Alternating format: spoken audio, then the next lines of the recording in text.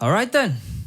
Let's get this over with. So last week, like every year, the Grammys put out their nominations for the year that has just passed, the year of 2022. And every year I've been looking into the Grammy picks for none other than the metal category itself. And fun fact, I haven't actually liked any of the picks they put out since probably 2016 when they had both Periphery, Gojira, and Megadeth. And this year, I'll be honest, those expectations are as low as ever because these picks this year, God, they're not doing anything to help the cause. But anyway, as I'm going through this video, I want you to write down below, what did you think of the picks for this year? And also, who do you think deserved a Grammy from the metal category? Your thoughts. So, without wasting my time, give this video a like if you enjoyed it. I'm going to jump right into the picks. So for some quick background information, this is specifically called the Best Metal Performance category. I don't know why they just don't call it the Best Metal Recording of the Year. I don't know what the performance has to do about it. And the short description for it is for new vocal or instrumental solo, duo/group or collaborative metal recordings. Okay, so pretty much the entire gamut could be there. That's a lot of different categories there. And unfortunately, this is what we got. Call Me Little Sunshine by Ghost, We'll Be Back by Megadeth, Killer Be Killed by Muse, Degradation Rules by Ozzy Osbourne featuring Tony Iommi, and Blackout by Turnstile. Now, if you're anything like me, you're probably scratching your head going like, hang on, 3 of those picks are not exactly what you call metal. And you know what? You're right. But unfortunately, the Grammys don't know jack shit about what metal is. And this is why we have the picks we do now. But to start this off, we got Call Me Little Sunshine by Ghost.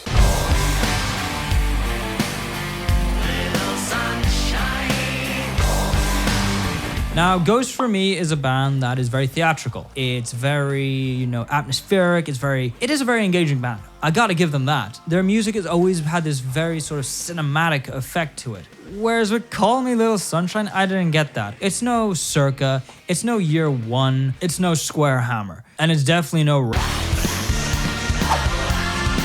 This is a very subdued ballad, and I'll be honest, the first time I heard this track, I was bored out of my mind. It was slow, it dragged, the chorus was cringe to me, and overall I had no remembrance of the track after about the first listen. And so to see that it got nominated for a Grammy was just shocking. I know Ghost put out an entire album this year, and usually with these guys who put out full albums, you would think that they could have picked at least the most well-rounded track. But no, they went for Call Me Little Sunshine. The title itself annoys me. I don't know why. It just annoys the hell out of me. But anyway, that's Ghost, Call Me Little Sunshine. Now to make my blood boil even more, on the second, we have We'll Be Back by Megadeth.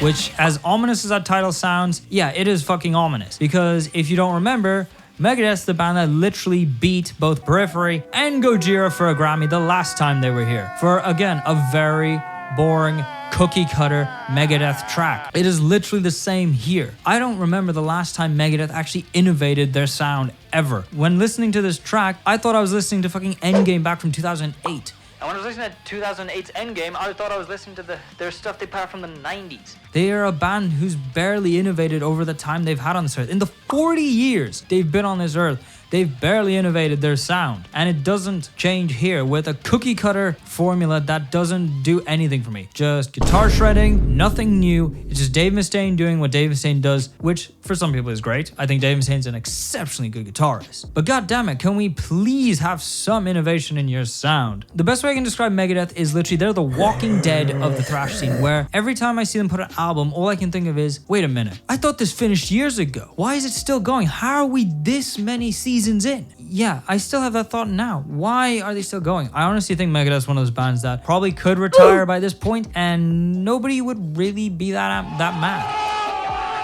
Slayer retired, you can do the same. You've done what you needed to do, and I think it's time we start handing over the torch to the next generation of metalheads, not holding on to the old years. And speaking of old years and kind of hypocrisy from what I just said, next we have Degradation Rules by Ozzy Osbourne. A lot of Justin Bieber. Is that what we're gonna? Justin Bieber? Who the fuck's Justin Bieber? Good.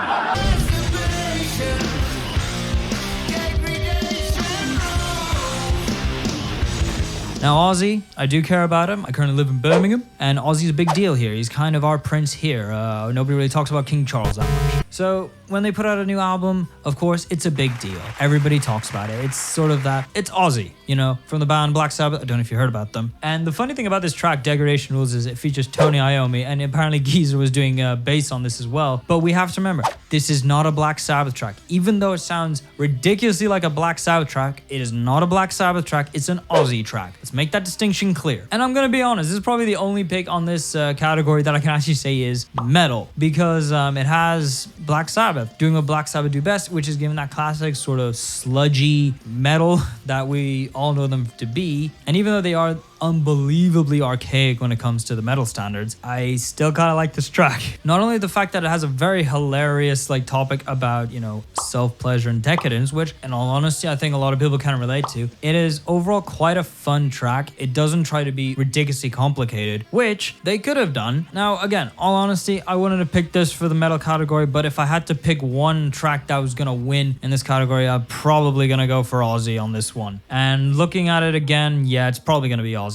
So that's my prediction at least. Moving on, we have Muse with Kill or Be Killed. And my God, this I thought was the most, it's just not deserved.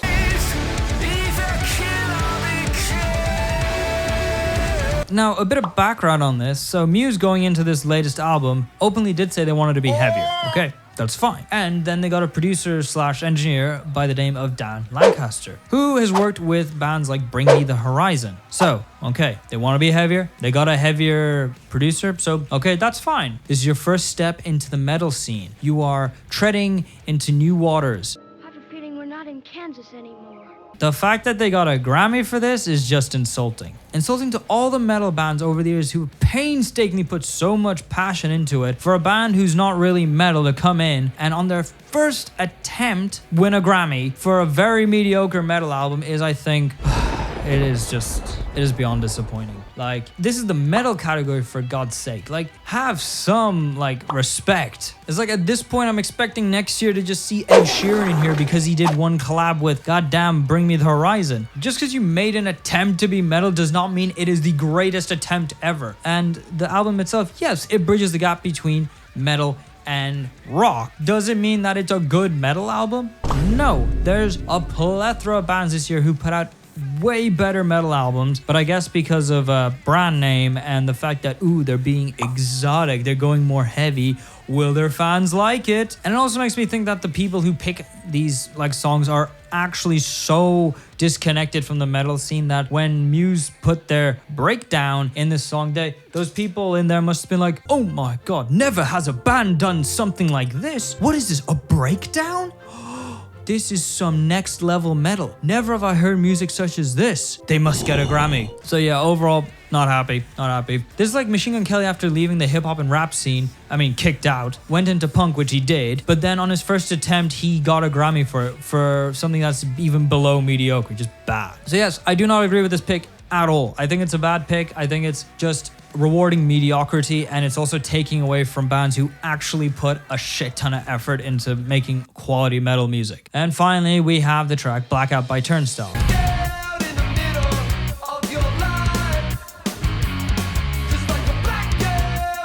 Now, Turnstile's the only band here who I don't know. They're new here, so I'm gonna treat them kind of a bit more fair, but again, listening to this track, this is not metal. This isn't metal. This is closer to rock. This should not be in the metal category. There's nothing about it to me that screams metal. It feels like it should belong on a sitcom or like a drama. That's what it sounds like. Yes, it has heavy-ish elements, but to put in the metal category doesn't make any sense to me. Even though they're considered to be punk rock or punk slash hardcore, it still doesn't make any sense to me. And that's what I was saying before, that Ozzy's honestly the only pick here who can actually be considered to be metal. Yes, Ghost has some metal elements, but I still wouldn't consider them like best metal performance metal. Turnstile, you know what? I'll leave you out the hook. I did like your track, but again, you're not a metal band. Like, listening to your track, it never felt like it was metal. But anyway, those are my thoughts on the picks for this year. Now for a lighten up moment, I'm going to talk about some picks that I think deserved the Grammy or deserved the nomination. Because yes, there was some very good bands that came out with amazing music this year again. One of the big ones I would definitely put in was Meshuggah. Meshuggah came out with their album Immutable, which was this really amazing, organic, intense album, which just felt like the best Grammy pick you could have had for the metal category, because it was an old school band.